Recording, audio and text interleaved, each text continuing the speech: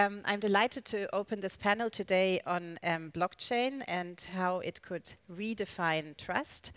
Blockchain technologies are often described as systems that rely on transparency instead of trust.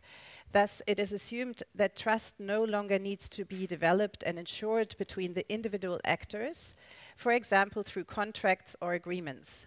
Instead, it is created by the technology itself by saving the data decentralized on multiple computers and thereby removing the exclusive access of individual authorities. But we're here to discuss if this is really the case and under which circumstances these technologies can be used and which communities could benefit from this technology or are already benefiting indeed from the technology. And we have here this wonderful panel. We have next to me Henrik Hahn, who's the Chief Digital Officer at Evonik and CEO of Evonik Digital in Germany. Next to him we have Oluwaseun David Adepoju, who is head of research at the Africa Blockchain Institute and has analyzed the activities on blockchain in 12 African countries. And on the right, we have Flavia Macêdo, who shares experiences from her work of Muda, Outras Economias, a Brazilian network with its own social currency. So I'm delighted to welcome you here.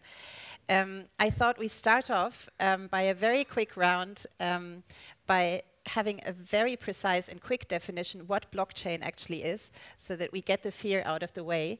Why don't you all give it a try? What is blockchain? Good morning, and I start with a textbook definition. Thank you. Good morning, and I will start with a textbook definition. So blockchain is a system in which a record of transactions is maintained across computers which belong to multiple parties. Thanks, Henrik. It's a very difficult task, but I would say blockchain is a distributed ledger where there are many nodes participating in the network. And the actors in the network are both the value sharers and the security at the same time. So blockchain, for me, the way that I can simplify it, the definition, I would say that it's a technology to store information in a secure way and a distributed way, that instead of a centralized authority, you can distribute the information, and this distribution guarantees the safety of it. Is it clearer now? Do you have any questions on we will, I think a good thing about this discussion is that we will share very concrete examples. And what I started off as a mantra working on blockchain is that you really don't need to understand in depth what blockchain is. You need to understand the philosophy around it, and we're here to discuss also the consequences. Maybe to you, blockchain technology and trust are often connected. Why do we often refer to it as a trustless system? Could you say a few words about this? We refer to blockchain as a trustless system because the technology brought a type of unconscious trust, right? Where I do not need to think too much before I participate in a consensus, right? Which means blockchain is transitioning trust as it is from a conscious one to the one where I do not need to think so much about who are the people on the network, what do I need to do? Do I need to be so afraid or frightened of the things that can happen to me in this community that I belong to, right? And that's why we say maybe blockchain is not actually redefining trust, but it's even taking trust out and introducing something new. That new thing, we might not be able to define it yet, but we can just summarize it as trustlessness, because it's not conscious trust anymore. Because I can see whatever is happening on the network. I'm both a value adder and sharer on the network, but I'm also part of the consensus for security. That makes it, very easy to say it's a participatory trust or trustlessness, as we may put it. Yeah. And we'll come back to it later in what the consequences could be. For our classical understanding of trust. Let me start off with Henrik. So I think it was sometime in 2008 that the blockchain technology came up, so we can say it's a fairly new technology still. And you are someone who really works on implementing these technologies. Maybe you could elaborate a little bit on what the hopes were when it was introduced, and what are the challenges you see implementing those in organizations or institutions? So maybe, first of all, I have to reveal that I represent the industry, and specifically the chemicals industry, and you may wonder what the heck has the chemicals industry to do with my daily life. So I'm talking about your daily life, and actually a lot, because even this symposium would not be possible without the outcome of the chemical industry. So I think it's a topic that really affects everyone of us, and so I'm coming now to, let's say, the potential benefits, and in the end, it's about efficiency of transactions. So when I was referring to my textbook definition, I already mentioned that we're talking about, from my perspective, business transactions, and blockchain technology could mean a very efficient way, first of all, to connect processes which belong to different parties.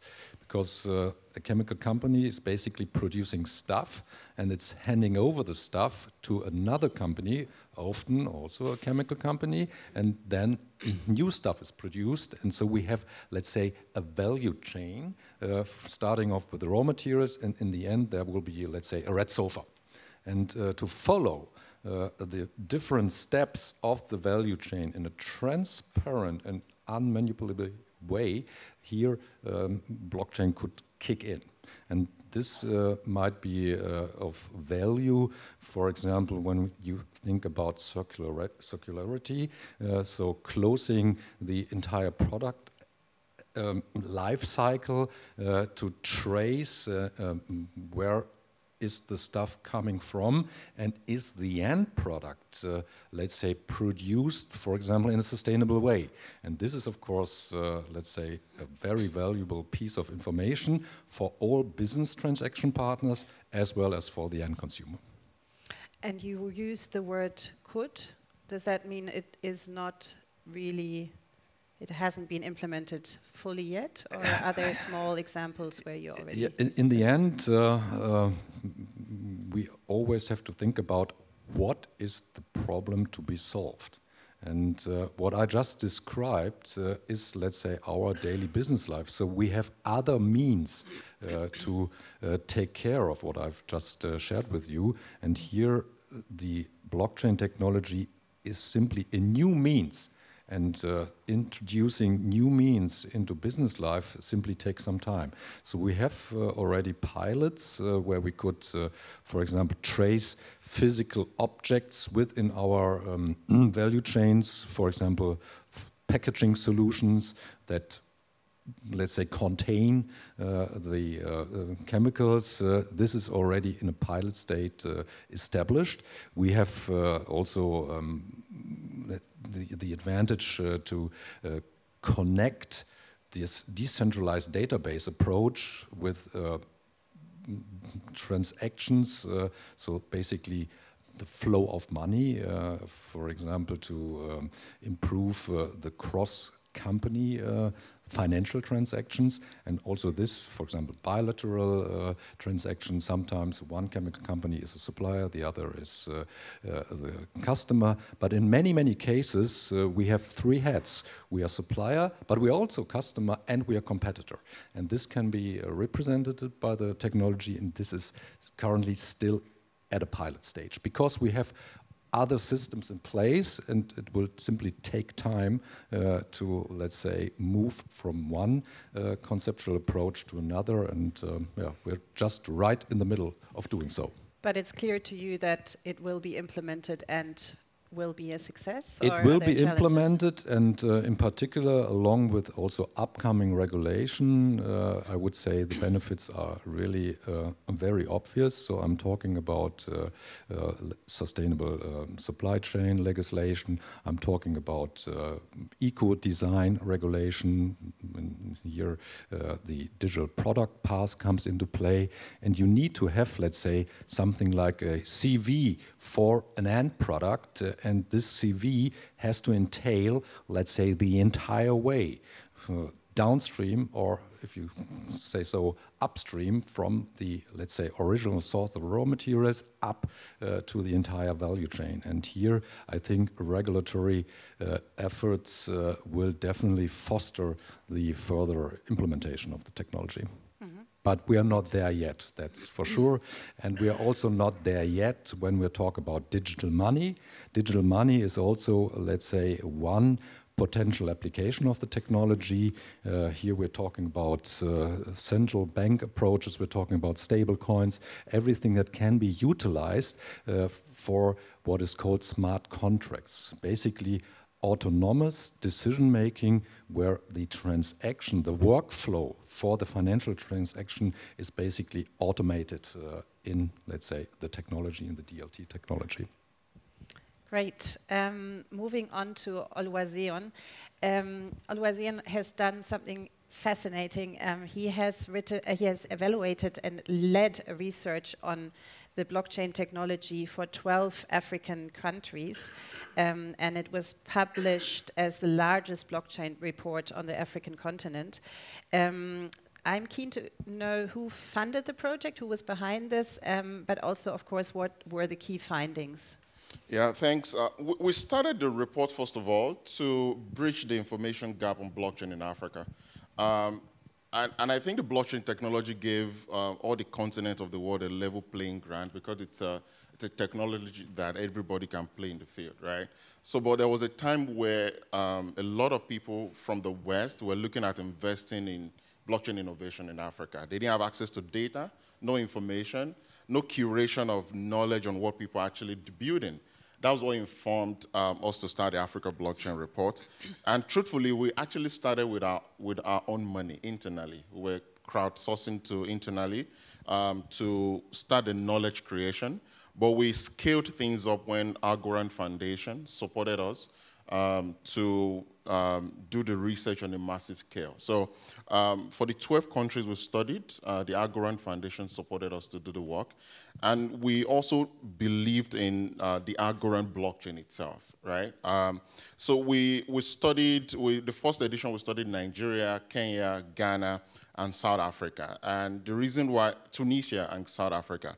The reason why we selected those 4 countries for the first edition is because when you look at the African continent and you look at the technology vibrancy of those countries, those 4 countries are really vibrant when it comes to technology maturity in their ecosystems. And Nigeria, for example, to summarize the things we discovered across all the 12 countries we've studied, the fact that the Nigerian banks are not interoperable with the banks from the West, a lot of business and people in Nigeria have issues transacting across border. And that is why Nigeria is one of the countries with the highest level of cryptocurrency exchange use case of blockchain in the world, right? And the reason why this happened was because people were looking for alternative ways to transact. I know a lot of business people in Nigeria who import vehicles from America, for example. They send the money to purchase those vehicles in stable coins to the US, and they travel with maybe just $1,000 fiat of US dollars in their pocket, right?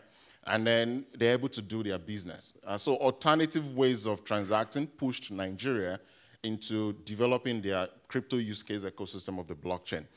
In Zimbabwe, for example, the Zimbabwean dollar reached above 3,000% of inflation, right? Which means the money was useless, right? And people were using for alternative ways to hedge their financial fortunes. They didn't have a choice than to go to crypto, right? So Zimbabwe was also very big in crypto. But in South Africa, we saw young people building music royalty tracking system on the blockchain for creatives, and it's really effective. In Zimbabwe as well, there were 2 guys who came into our incubation program who are actually using blockchain for alternative credit-worthiness data system, right? And they focus more on people who had issues with their immigration issues. Refugees, for example, many of them are not able to enter the traditional financial system because of the irregularities of their, identities, right? And the traditional banking system will not give them credit worthiness. So crypto is actually also helping them, and they were using if they belong to local entrepreneurship system and farmers cooperative, the company is able to extract useful data that banks can look at to give them money to do business, right?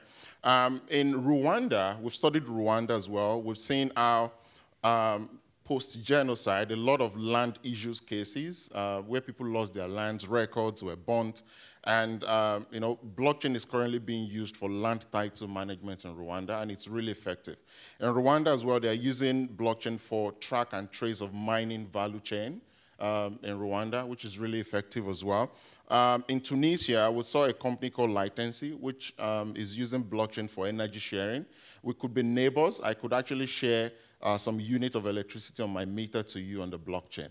So we've seen a lot of use cases across the continent, which is really interesting, and we've been very intentional about telling these stories, and we are proud to have attracted a lot of investment into some of these clusters of innovation on the blockchain happening on the continent outside of the crypto use cases, because the crypto use cases blinds the government, distracts the community on the potential of the technology. And we've been able to tell people that the cryptocurrency use case is just one out of the thousands of things that the blockchain technology can do.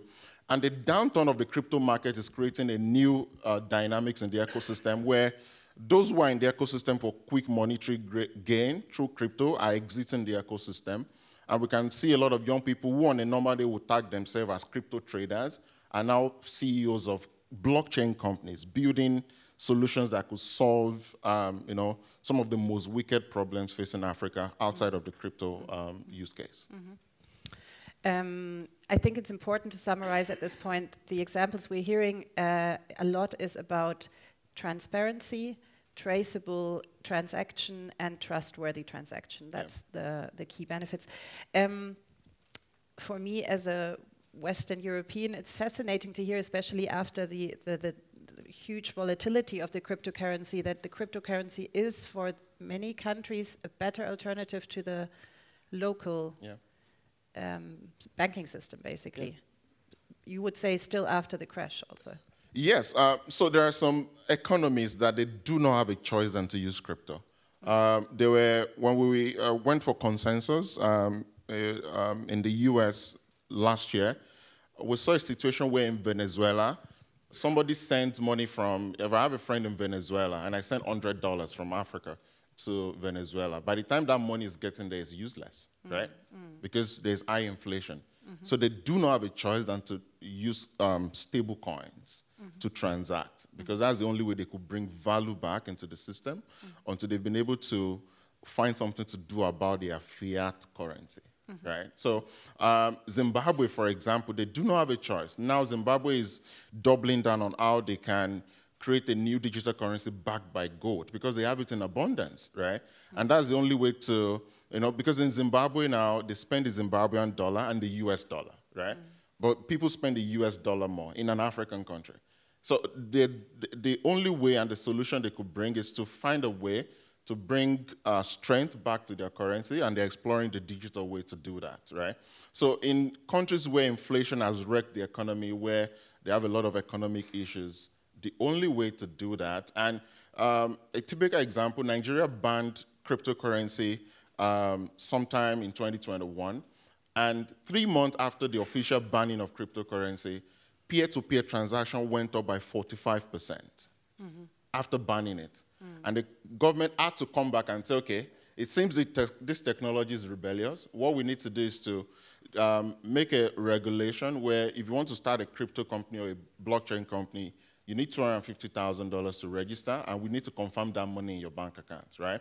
And now, just last week, Nigeria came up with a comprehensive blockchain regulation framework. So I believe that the economy dictates the pace of the innovation of the blockchain technology, because if there's economic issues, especially with the financial systems, people would always look for alternative ways to transact. Comparing the words from Henrik to yours, it's clear that the African continent is at the forefront here. Yes. Would you say that, I mean, is Africa really one of the leading continents for this, or where are the other hubs? Where is it? The data is online. Africa is leading. Nigeria is leading a lot of use cases in crypto exchanges in the world. And Nigerians and Zimbabweans actually use crypto. I may not have the updated data, but Nigeria and Zimbabwe are the number 2 or 3 globally. You know, it's the economic situation, and people want to do business, and we want to be interoperable with other markets, and we don't have access to the fiat volume. If I need to go do a business in the US with $1 million, I don't have access to that volume, right? And people are actually doing, in Zimbabwe, for example, we've seen situations where people do $150,000 in crypto a month, yet the traditional banks regard such people as non-credit worthy. That's an irony, because you are not receiving crypto records to give me fiat loan, yet I'm doing $150,000 in value in crypto. That tells you that there is an ecosystem that is existing outside of the traditional system that seems to be protected, and people are finding alternative ways to go ahead with their life. So now Africa is leading in a lot of blockchain use cases, as the case may be, and not only in crypto, but in also solving a lot of wicked issues facing the continent. Yeah. We'll come back to what Europe could learn from the African continent. But I would like to move on to Flavia. We've heard about the importance for transaction and how it could simply make transfers easier. We've heard the economic benefits of blockchain, and also you mentioned that artists were using it in South Africa.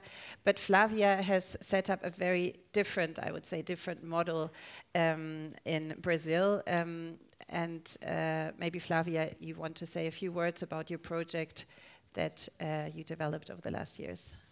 Yeah, sure. So I work at a social currency project, and that means that we build our own currency, and our currency is non-convertible. So it's not a usual cryptocurrency that you have like a trading market for it. It's a local currency meant only to be transacted within a specific community, which it's called Muda. And we are hosted in a blockchain platform. But this social currency movement is, way older than blockchain. It exists. Actually, we could be doing this with paper, with other platforms that are centralized. But the blockchain gives us a way to make the transactions more secure, avoid like hacking, and also it is irreversible. Like the transaction that you're doing, it gets irreversible. So it brings us a security level to it. And another thing that we haven't mentioned yet is like the social power of blockchain. If you think of DAOs and how we can use blockchain to self-organize and experiment different types of governance models. I must interrupt you because we do need the definition for DAOs before. Yeah, so DAOs stands for Decentralized Autonomous Organization. It's a concept that is older than blockchain, but it really was used by blockchain, mostly by Ethereum community.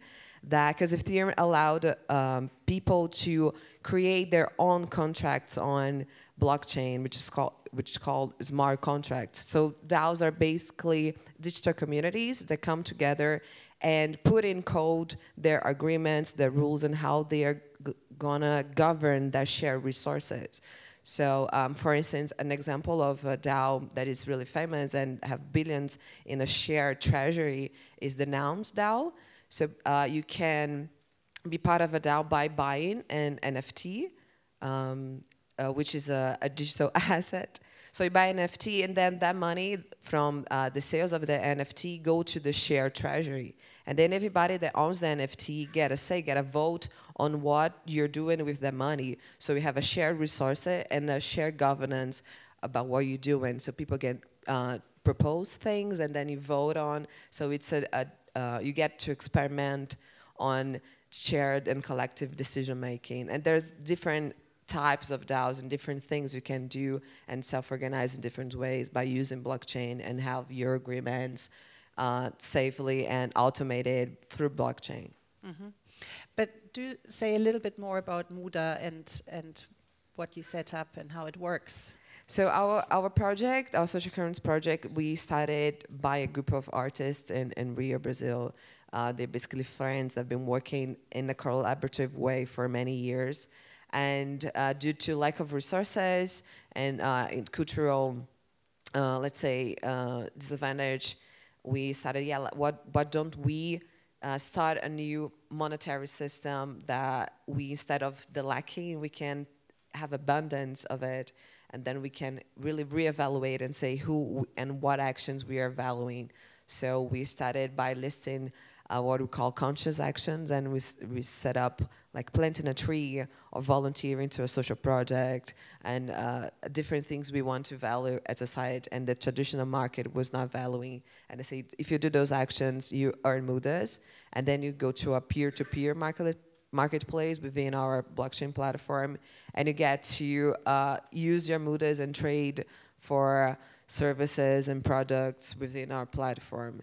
So that's what we're doing. We are also like a booster network. We incentivize projects and things that we believe in and want to see more in the world. So we have several partnership projects that like planting sites that we really saw fruitful and powerful that to offer through a platform organic food basket. So it's our top selling offer in a platform. And it was really amazing during the pandemic to be able to provide food through a social currency only. So people in Brazil, they did not have to touch the reais, which is our national currencies, and they could only use a currency that they earn by meditating, for instance. So we started a project only based on trust.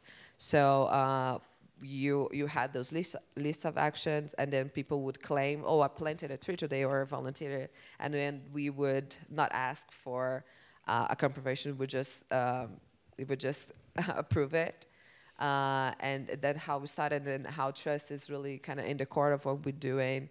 Things have changed now, but it's still really important to be able to talk to people and present them there is a different way to do things. And it was really interesting when we started distributing food, people would not trust us. They would say, yeah, there's no way there's people giving you food with a currency that was invented. And when we did it and they realized, yeah, it's real. So it was this trust is a two-way street. They need to trust us in what we're doing. And we need to trust that they're understanding our principles and values and how we want to kind of organize. And I believe it was something like 4,000 people who were actively participating in the network. We then decided to consolidate instead of grow. What were there challenges, or was it an ethical decision you took? Actually, we have 4,000 accounts created. So as I mentioned, the people that started the currency is a really strong network. So people are already, the network already exists. And what we did was we introduced a new project, a new currency, a new way of transacting. And during the pandemic, when we started offering organic food, we had a lot of people interested in participating. When they realized, oh, I can really get food and be delivered at my home through this alternative system, a lot of people were interested in.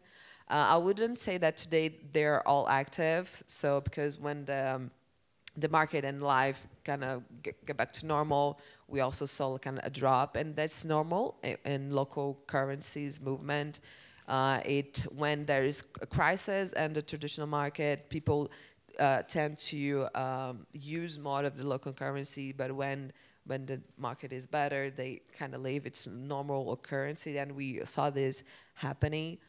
But yeah, I wouldn't say that it's 4,000 active people, but that I would say like 1,000 more or less people are still kind of using and interacting, and we have 800 offers available in our platform currently. So anyone can jump in and say and offer something and yeah, trades happen kind of organically in a platform.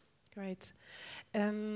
You, in this case, you developed like an alternative marketplace. At the same time, you mentioned it was a group of artists who founded the network.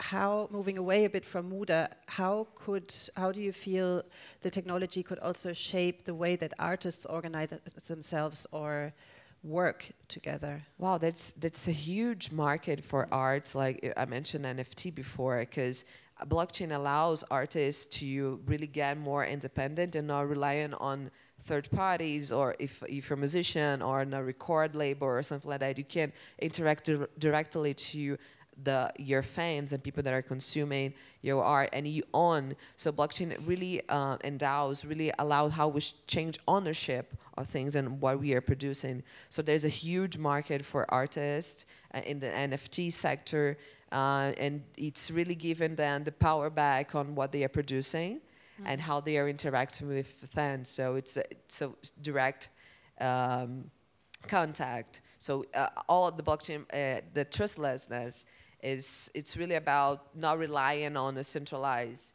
party to do things. So it started through the financial system, like not relying on bank to make the transactions work. And we can see this changing and touching all sectors, including artistic. So there's a lot of artists now really putting an effort and investing on blockchain, creating their own NFT collections and interacting with their fans in a direct way. Great. Oluwaseun, Henrik, when you hear about this network, is this something that inspires you, where you could feel this group of artists experimenting in Brazil could also have a meaning or set an example for you, for the work you do? Yeah, first of all, I think this is really an inspiring and exciting example. However, in the business context, we typically very much are focusing to get a specific job done. So it's a little bit more rational. However, to get some inspiration, and inspiration in terms of that art stands for making connections.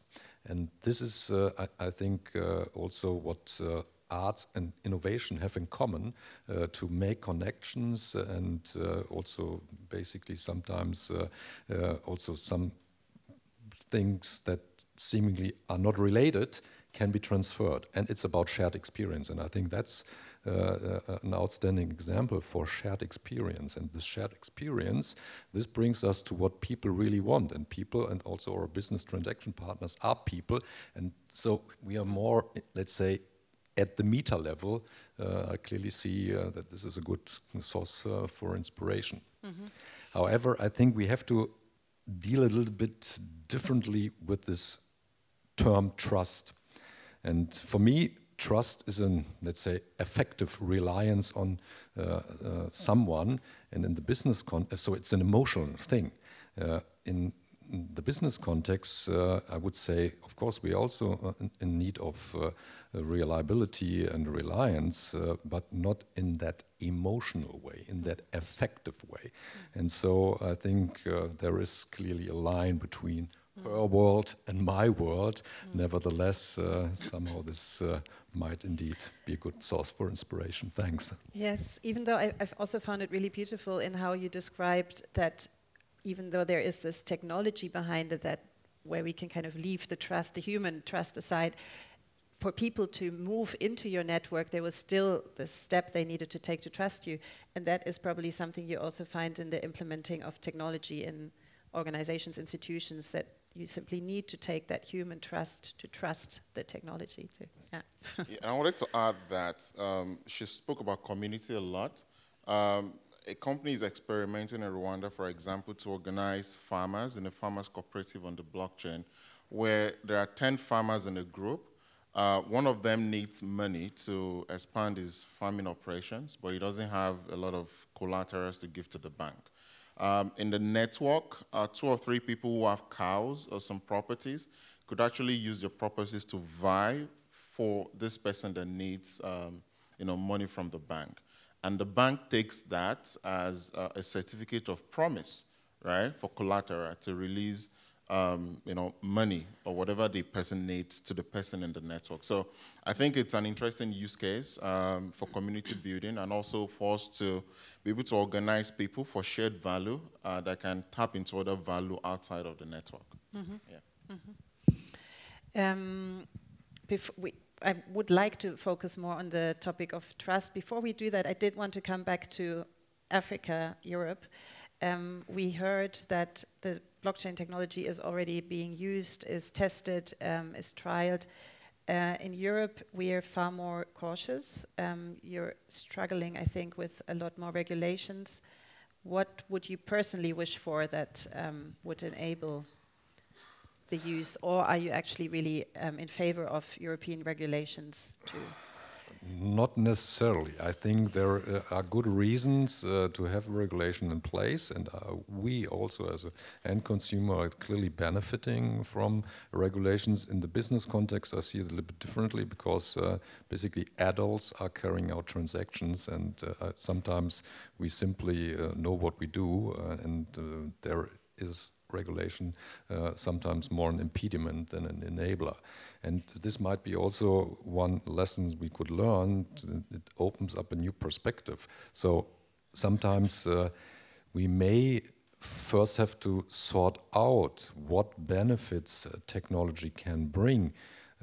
Unfortunately, in Europe, we tend to very much focus on the regulatory aspects even before and technology can be embraced. And I think this is really a huge impediment to innovations. And here I think we can see that basically also by means of technology, significant improvements can be achieved, and the entire society is benefiting from those improvements.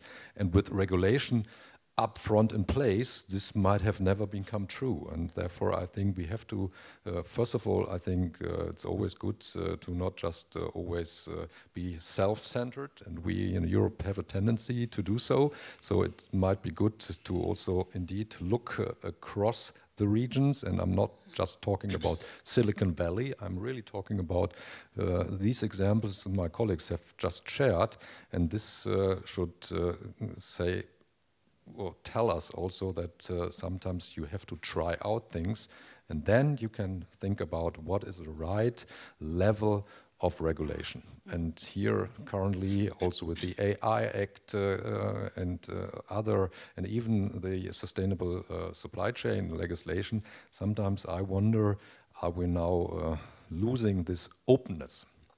And this might be also a matter of trust. Mm-hmm. Great. I will do some advertisement for the Goethe-Institut now. The Goethe-Institut was at the forefront of working with the blockchain technology, or asking the question, what could this technology mean? It was back in 2015 or 14, it already started with the Serpentine Galleries in London. And what I saw over the years, I was working at the Goethe-Institut London a bit later. I have to say that I wasn't the initiator of the project, which is important.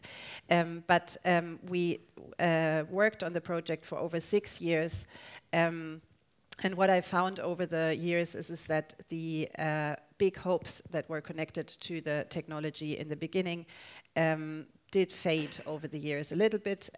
When we spoke, you had this beautiful image that you said technology usually goes through the phase of hope, hype, and then truth. And I guess we were going through the truth phase.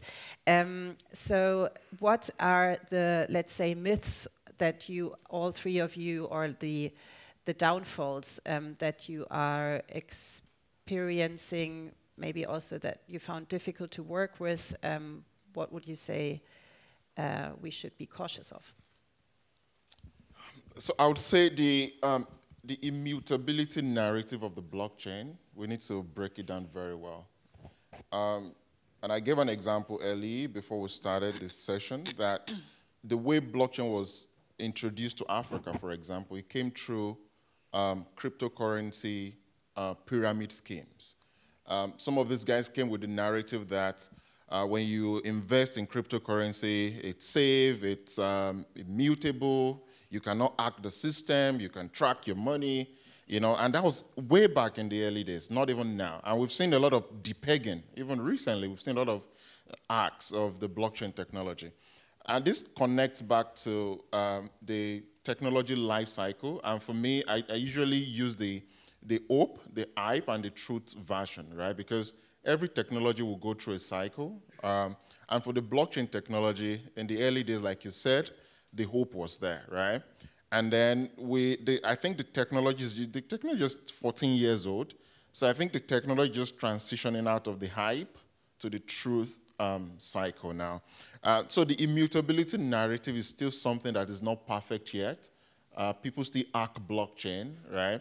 And there's a school of thought that says any technology where you have humans strongly behind it, and there's no technology that has not been built by humans, right? So that immutability narrative, we need to break it down more. We need to work on it.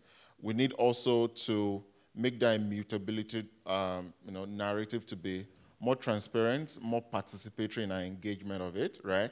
But I believe the technology will evolve over time to a point where even some of our skepticism about it will be cleared, both from a business development perspective and community engagement perspective. So that needs to be done. Number two will be the interoperability of the blockchain technology itself.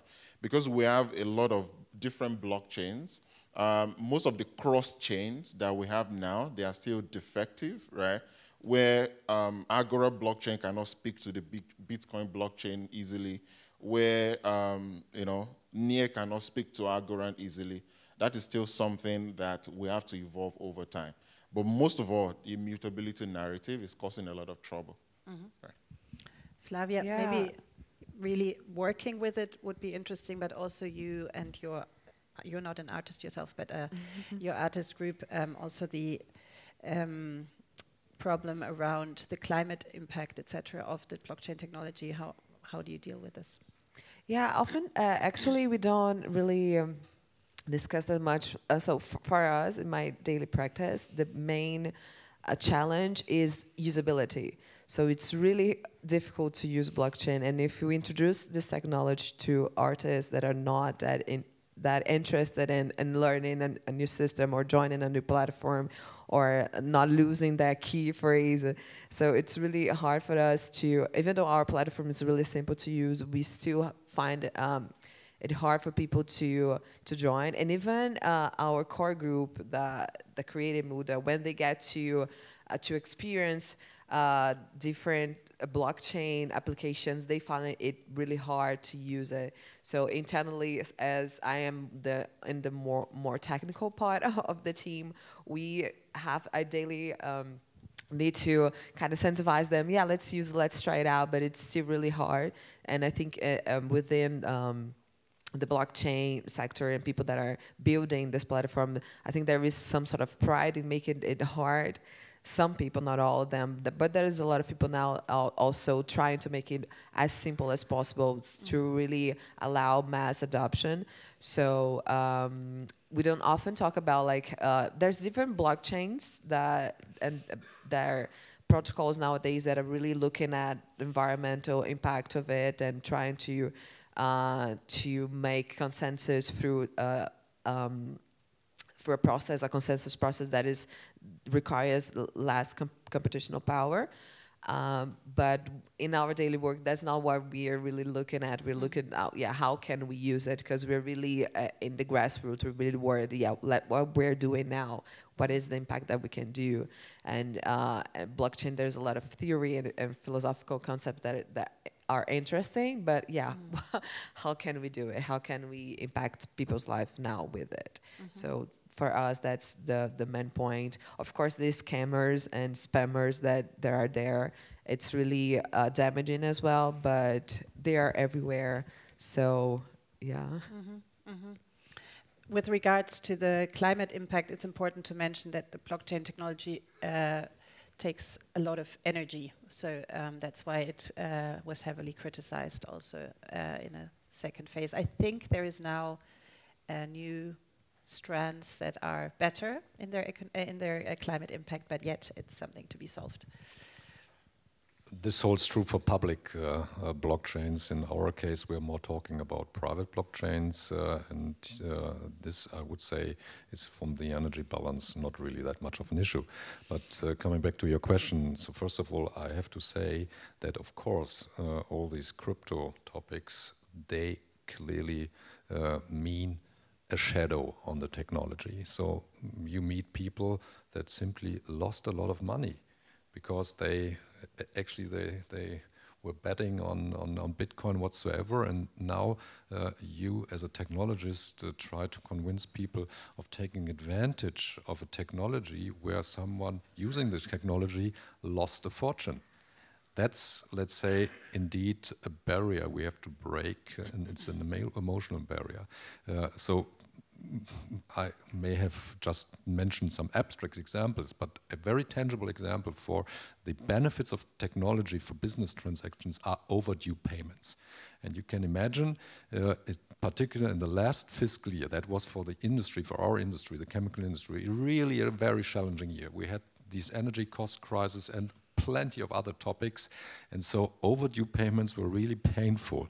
And by blockchain technology, by these private blockchains between multilateral transaction parties, you could avoid overdue payments. And that's benefit for all parties participating in this, let's say, supply chain transaction network. So you may wonder, why aren't we using it? Why is it still pilot state? And one reason is that it's not that easy to tie in the technology into the different systems, the enterprise resource planning systems, so the IT landscape in the companies that could benefit from the technology. This is clearly posing a challenge when it comes to the adoption. That's the reason that it takes time to also deal with a safe and secure integration in all our systems landscape. That's the second point. Great. I would like to give all of you the opportunity to ask questions. There is one already at the back. And I would still like to come back to the topic of trust at the end of our panel, but let's open up the questions first. Maybe you also quickly say who you are. So I speak like this, yeah. Okay, first of all, thanks for this conversation. I know almost nothing about blockchain, so it has been really, really interesting. And what you said, Flavia, I mean, your project sounds just amazing. And I think not just inspiring, but also I think I come from Mexico. My boyfriend comes from Brazil, so I've been also there. And it sounds something that more than just inspire, it's something that I think it's needed, you know? And from what I've heard and understood, it's like this blockchain tries to be decentralized, like what you said about Africa and how the people cannot like afford to go to the bank and ask for a loan, but they can like go on with their lives with these other currencies.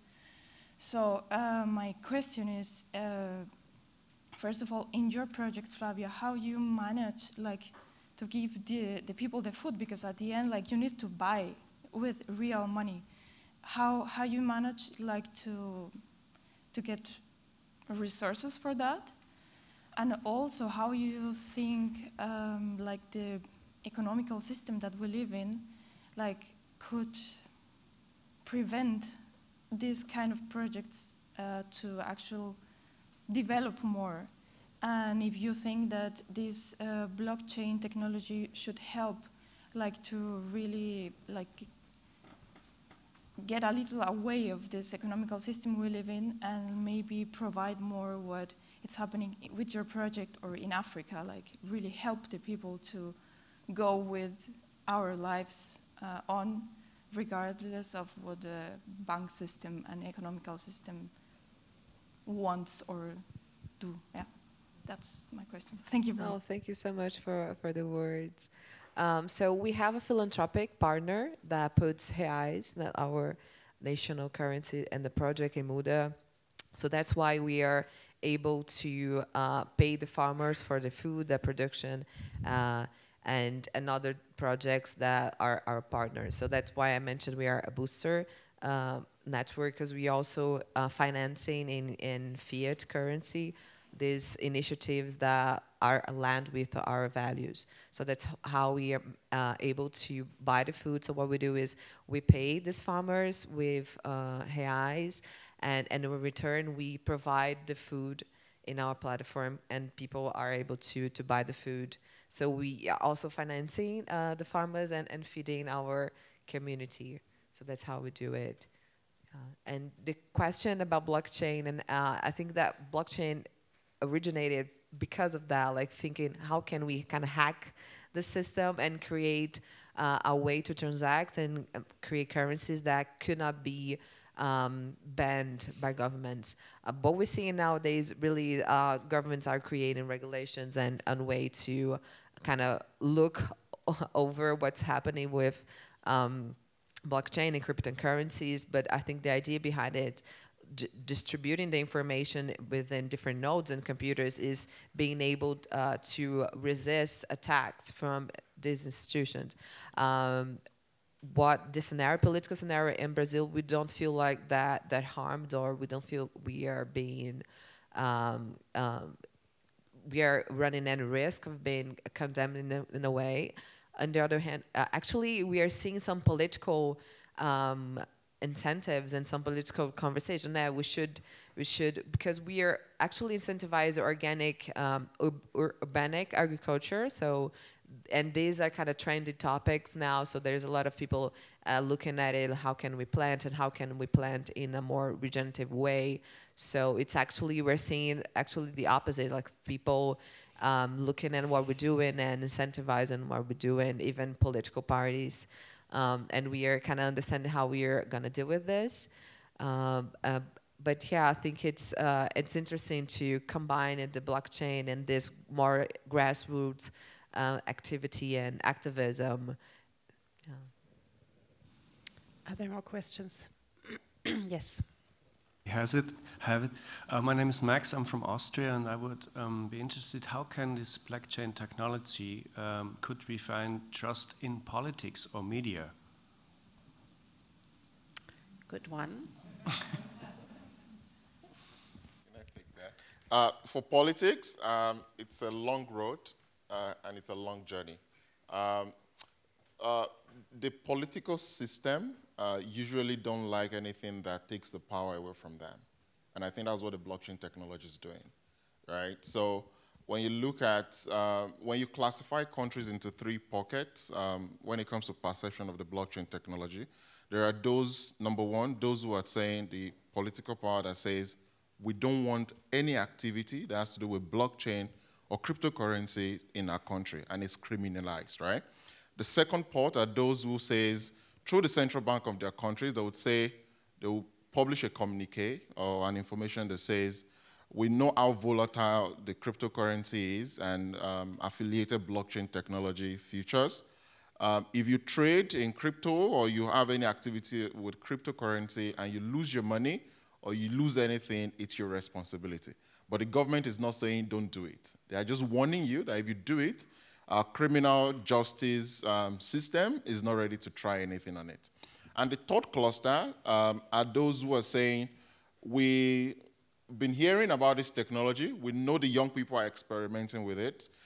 We do not have a clear understanding of what it is, but we are giving you an opportunity to experiment with it, right? So that's the three clusters, right? But even the third one that says come and experiment with it, they still have boundaries under which you can operate, right? So for politics, I believe a political power, it's still a long way. We have a long way to go. But for the media, I think it's needed urgently in media with fake news. In this room, I'm sure a lot of people don't read the news again because increasingly in the last 5 years, when you read something in the morning, by the time it's 6 p.m. in the evening, there's a counter news that is confirming that what you read in the morning was wrong, right? So a lot of propaganda, a lot of fake news flying around. And I think in the media, blockchain is needed urgently to do that. But also when you look at the bureaucratic system that backs the media, you would see that we're still coming back to politics. I'll give an example in Nigeria. Most of the big media companies are owned by politicians who are using those platforms as instrument of propaganda against their opponents, and also to tell a lot of stories of calumny in the country, right? So media, which is the fourth estate, and political power is intertwined. Sometimes if we want to separate the thread, it's a lot of work. But I believe, I usually say it, that the blockchain technology is a rebellious technology, and we cannot put a gate of regulation ahead of it. It has to evolve, and I think regulation should come after we have reached this cycle of trust with any technology, right? But immediately, it's a long journey, I can tell you, because the blockchain technology fundamentally was created as an alternative way to act against this already existing structure that doesn't seem to be benefiting everybody. Maybe I would add two thoughts to this. One is, I do think politics could profit also from it in the way that, for example, money transfers or how money is being used during a political cycle is very traceable. So it also is you can track it and make it public to the voters, and I think that could recreate trust into the political system. And also, I think when we look at international corporations, and this is actually becoming increasingly important in politically difficult situations, for example, the German government to get in touch with the inverted bracket right people, with the civil society, and still fund their cause is something that also is crucial in certain instances. And again, it can be traced and it can be made very transparent where this money went to. With regards to the media, I would completely agree with you. That would have been one of the questions, but we're running out of time. I think what we're currently seeing with ChatGPT and AI is the biggest revolution undermining all our understanding of trust. And with the blockchain technology, you could actually use this technology more in order to differentiate between the sources. Where does this information come from? So is it a human being who has done their research? Where do they, which party, which organization, which media do they belong to? And if this is traceable both for texts, but also, crucial now, images, I think that could actually be a real benefit from the blockchain technology. So I think the dynamics between artificial intelligence, ChatGPT, and blockchain, we will now see a very interesting dynamic evolving. We're running out of time. So unfortunately, I need to close this panel. As you can see, we're all very passionate about this topic. What I do hope is that you've all lost your fear around the blockchain technology. I think most important is really understanding how it changes, the understanding of cooperation, of collaboration, and what consequences this has in different societies and cultural contexts. So I will leave you with this. Thank you so much for joining today. Thank you for the Goethe-Institut for this wonderful Kultursymposium. And I am just here to tell you that there is now a coffee break, and you should enjoy having a coffee together and chatting. Thank you.